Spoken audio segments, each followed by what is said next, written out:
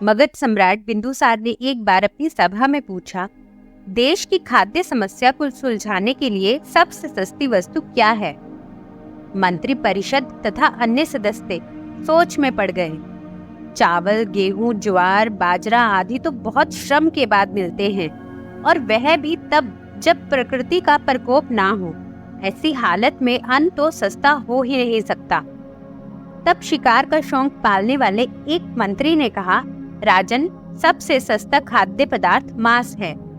इसे पाने में मेहनत कम लगती है और पौष्टिक वस्तु खाने को मिल जाती है। सभी ने इस बात का समर्थन किया, लेकिन प्रधानमंत्री चाणक्य चुप थे। तब सम्राट ने उनसे पूछा, आपका इस बारे में क्या मत है? चाणक्य ने कहा, मैं अपने विचार कल आपके समक्ष रखूंगा।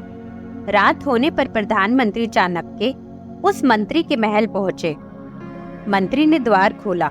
इतनी रात गए प्रधानमंत्री को देखकर घबरा गया। प्रधानमंत्री ने कहा, शाम को महाराज एकाएक बीमार हो गए हैं। राजवैद्य ने कहा है कि किसी बड़े आदमी के हृदय का 2 तोला मांस मिल जाए तो राजा के प्राण बच सकते हैं। इसलिए मैं आपके पास आपके हृदय का सिर्फ 2 तोला मांस लेने आया हूँ। इसके लिए आप 1 लाख स्वर्ण मुद्राएं ले लें। यह सुनते ही मंत्री के चेहरे का रंग उड़ गया। उसने प्रधानमंत्री के पैर पकड़कर माफी मांगी और उल्टे 1 लाख सोने की मुद्राएं देकर कहा कि इस धन से वह किसी और मंत्री के हृदय का मांस खरीद ले। प्रधानमंत्री बारी बारी सभी मंत्रियों और सेना अधिकारियों के यहाँ पहुँचे और सभी से उनके हृदय का 2 तोला मांस मांगा, लेकिन कोई भी राजी न हुआ।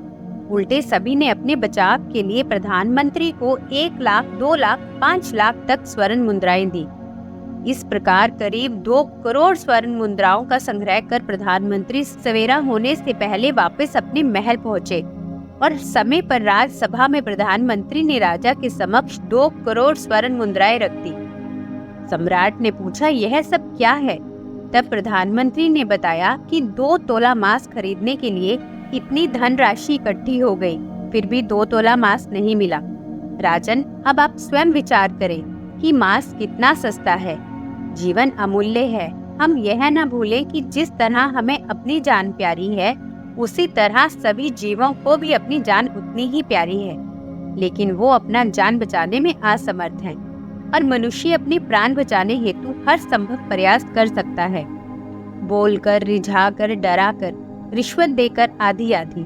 पशु ना तो बोल सकते हैं, ना ही अपनी व्यथा बता सकते हैं, तो क्या बस इसी कारण उनसे जीने का अधिकार छीन लिया जाए?